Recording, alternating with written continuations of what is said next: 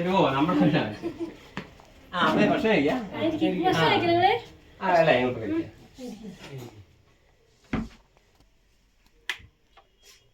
ഇത് നിങ്ങൾ അവിടെ തന്നെയായിരുന്നു മുണ്ടക്കൈ മുണ്ടക്കൈ ഡിവിഷനിൽ പണിക്ക് കമ്പനി ശരി ശരി. അപ്പൊ അന്ന് ശരിക്കും ഞങ്ങൾ ഡയൽസിന് വേണ്ടിട്ട് ഉരുളോട്ടുന്ന സമയത്ത് ഞങ്ങൾ ഡയൽസിന് വേണ്ടി പോയിട്ട് അന്ന് അവിടെ ആരൊക്കെയായിരുന്നു വീട്ടിലുണ്ടായിരുന്നത്? ഞാൻ 2 മക്കള് തറവാട്ടിൽ ഇവർ അനിയന്റെ വീട്ടിലാക്കിയിട്ടാണ് ഇപ്പം ഡയൽസിന് പോകും. അപ്പൊ ഇവർ അവിടെ ഒളിച്ചോയ വീട്ടിലായിരുന്നു മക്കള്. ഞങ്ങൾ ആ സമയത്ത് നമ്മള് അവിടെ ഇല്ല. അതുകൊണ്ട് 6:00 ഞങ്ങൾ അവിടുന്ന് പോയി. വൈകുന്നേരം 6 മണിക്ക് മക്കളെ കൊണ്ട് തറവാട്ടിലാക്കിയിട്ട് വരും. നല്ല മഴയായിരുന്നു. അപ്പൊ 6:00 ഞങ്ങൾ പോവാണ് വിംസിലേക്ക്. ഡയാലിസിസ് ചെയ്തോണ്ട് 1:30 ഉരുളോട്ടി. ഇവരൊക്കെ അതിന് രക്ഷപ്പെട്ട് വന്നതാ. എന്റെ പേരെന്താ?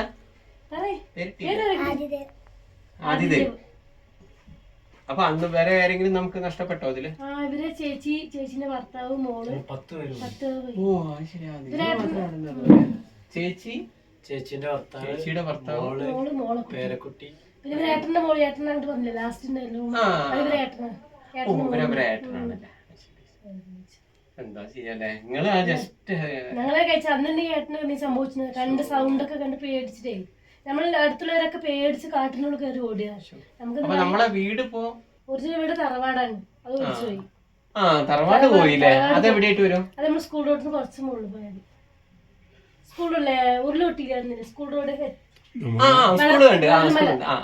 അതിന്റെ മുകളിലാണല്ലേ. വീടൊക്കെ ഒളിച്ചുപോയി. അയ്യോ ഞാന് ശരിക്കും പറഞ്ഞാൽ അത് 3-ാം ദിവസം അവിടെ വന്നിരുന്നു. അപ്പൊ പലരും ചിന്നിച്ചെതറിയിട്ടാ. അപ്പൊ ഞാൻ ചെറിയ ഹെൽപ്പ് ചെയ്തു. 2ാം ഘട്ടം വന്നപ്പോ കുറച്ചും കൂടി മനസ്സിൽ എന്റെ ഫേസ്ബുക്കില് മെസ്സഞ്ചറിൽ ഇങ്ങനെ ആളുകള് ബന്ധപ്പെടുന്ന ആളുകളെ ഞാൻ ഇങ്ങനെ ടിക്ക് ചെയ്ത് പോവാണ്. അപ്പൊ ഇവിടെ വന്നപ്പോ ഇവര് കുറച്ച് ലിസ്റ്റ് തന്നു. ഇന്നലെയും കുറച്ച് കാര്യങ്ങൾ ചെയ്തു. അപ്പൊ പിന്നെ ഇവരെ ഒരാളതാണ് എനിക്ക് ഇവിടെ കിട്ടിയത്. ഞാൻ തന്നെ എനിക്ക് എന്റെ വർഷത്തിലൊരു സിനിമ ഇറങ്ങും. അപ്പൊ അതിനൊക്കെ അതിന്റെയൊക്കെ വീഡിയോ ഒക്കെ ആളുകൾ കാണുമ്പോൾ കിട്ടുന്നൊരു വരുമാനം. പിന്നെ നമുക്ക് വല്ല ഓൺലൈൻ ഇന്റർവ്യൂ അങ്ങനെ എന്തെങ്കിലും കിട്ടുമ്പോഴാണ് അത് എടുത്തിട്ടാണ് ചെയ്യുന്നത്. അപ്പോ ഇതിലിപ്പോ ഞാൻ എന്താണ് ഇവിടെ അത്യാവശ്യമായിട്ട് എന്തെങ്കിലും എന്താണ് ചെയ്യേണ്ടത്? വീട്ടിലെ സാധനങ്ങളെല്ലാം സാധനങ്ങളുണ്ട്. പിന്നെന്താണ് പച്ചക്കറി ആവശ്യത്തിന് വേണ്ടിട്ട് പച്ചക്കറിയും അങ്ങനെയുള്ള അതാണ് സഹായിക്കും നമ്മളെ ഇവിടെ ഉള്ളത്. കട്ടിലും കിടക്കൊക്കെ അതൊക്കെ നിങ്ങൾക്ക് ആ ഒരു ബുദ്ധിമുട്ട് വന്നിട്ടില്ല അല്ലേ? ഡയസ് പേഷ്യന്റ് കൊണ്ട് നമ്മൾ പെട്ടെന്ന് അത് റെഡിയാക്കി തന്നു. അതാണല്ലേ. ശരി ശരി. ഇന്നലെ ചെയ്ത് കൊണ്ടുവന്നിട്ടുള്ളൂ രാത്രി. ആണല്ലേ. ഡയസ് ചെയ്തിട്ട് കൊണ്ടുവന്നു. 9 മണിക്ക് തൊട്ട് 3 മണി അവിടെ എത്തുമ്പോ 3 മണിക്ക് എടുത്ത. അപ്പൊ ഡയാലിസിസിന് എങ്ങനെ വലിയ പൈസ വരുന്നുണ്ടോ? ഡയാലിസിസ് 1200 രൂപ വരും. നമ്മൾ സ്ഥലം ഉണ്ട് ഇവർക്ക് 42 സെന്റ് സ്ഥലമാണ്. 1 രൂപ വരുന്നത് ഇവർക്ക്.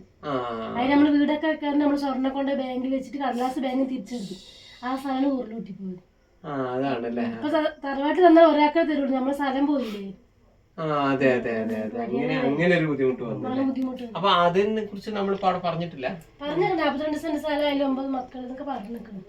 പക്ഷെ അതെങ്ങനെയാണ് അത് വരികയെന്നുള്ള മനസ്സിലാവുന്നില്ല അല്ലെ.